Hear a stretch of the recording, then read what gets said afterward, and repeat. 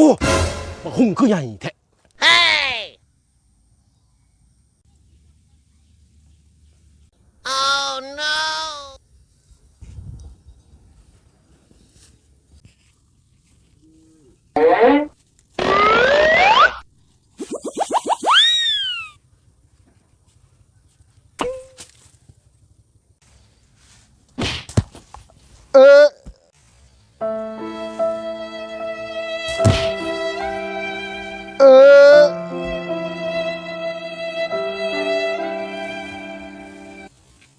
ห่วยตาแต่บ่มื่นบ่เห็นบ่คนนอนนี่อ้าวไผสิจ้างว่าคนเว้ยตัวสิไปใช้จะมานอนอยู่นี่เขาว่าเขาสิไปหาฉีดเบ็ดหั่นแล้วโอ้ไปสิอยู่ใช้ปลาอย่างไรโอ้เขาว่าอยู่น้องพ่อบ้านอึ่งป่าบ่ก็หลายอย่างใดน้องบ้านอื่นกันเพราะว่าแม่บ้านเขียดฮะโอ้ไม่แล้วอันลูกเล่าบักกบหั่นเด้ไปทำการบ่ไปกันไปสิไปซะไปโอ้เฮาบ่มีหมู่มันสิเด็ดไปยาฮู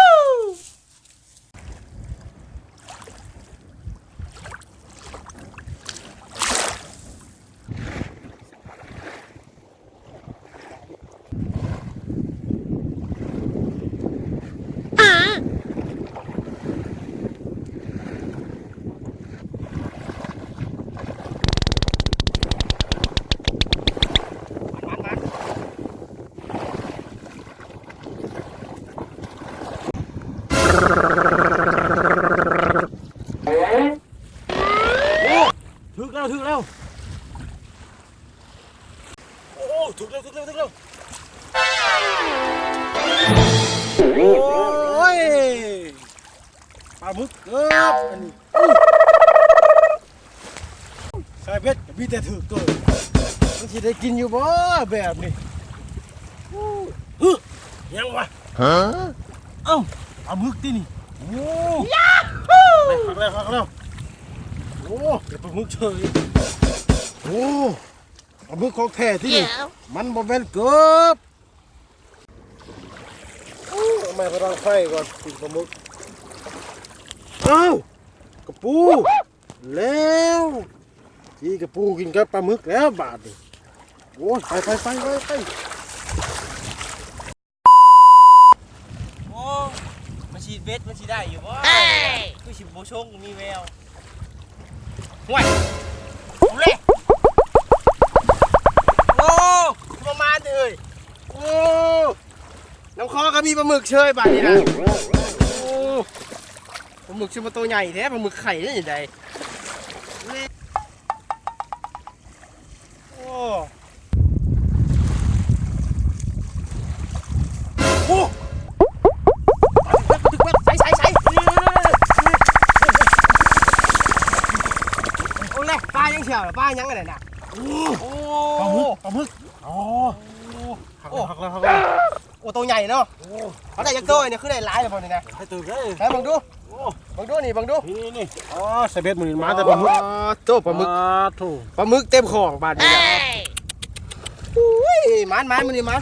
ไปเห็ดกินไปยูเข่าได้ยังไง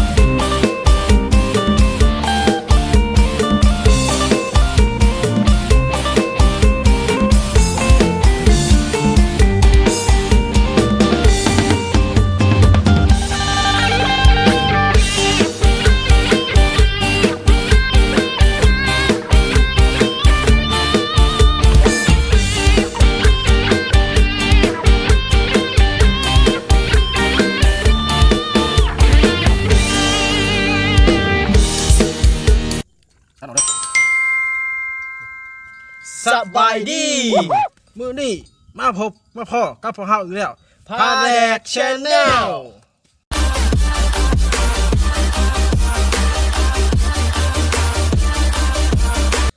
มื้อนี้พวกเขาก็ได้ไปตามล่าหาวัตถุดิบนั่นก็คือปลาหมึกไข่เนาะ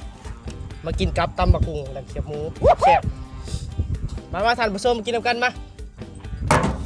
ตำบักหุ่งปิ้งปลาหมึกทอดเขียวหมูรสชาติสิเป็นยังไงนั่นซิมโอ้เอาก่อนได้ ตำบักหุ่งก็แซ่บเนาะ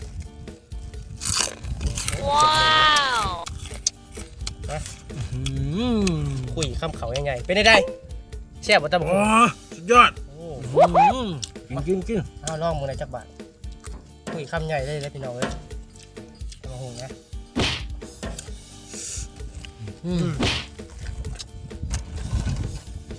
เก็บหมูปลาหมึก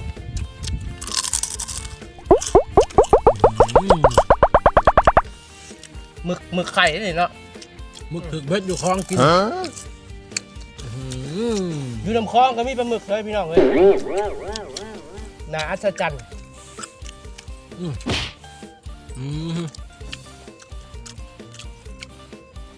กินนี่เผาพี่น้อง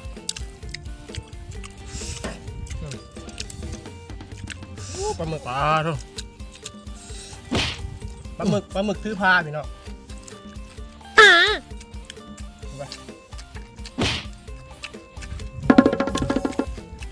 แขกลืมพี่ลืมน้องเลย ยอด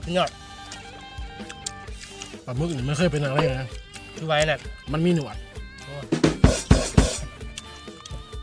ปลาหมึกมีหนวด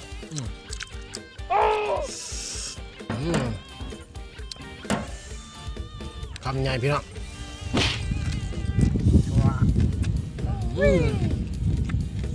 กักลิ้นน้องเลยลองมาลองชิมแล้วกันจะหูรสชาติมันแซ่บทำได เขียวหมู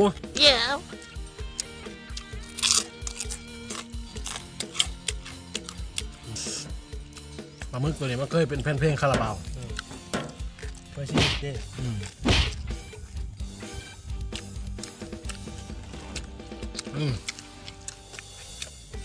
เขียวหมู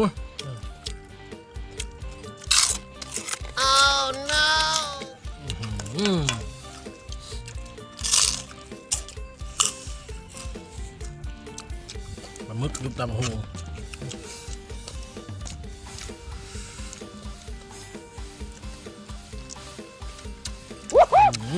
ไข่ปลาหมึกหน่อย ว้าว ใหญ่เลยคุยข้ามใหญ่เลยเนี่ยโอ้ยมาพี่น้องเลยแซ่บๆเหมือนกันเด้อพี่น้องเด้อ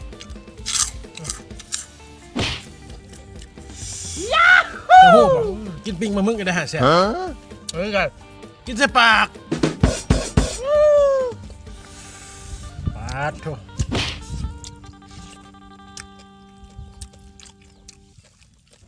เอาเนี้ยพี่น้อง เด้อท่านผู้ชมเอ้ยมากินกันเด้อนั่งกินทำกลางบรรยากาศที่สวยงามคือเก่าเหมือนนี้ ว้าว นะปลาหมึกคำบางไง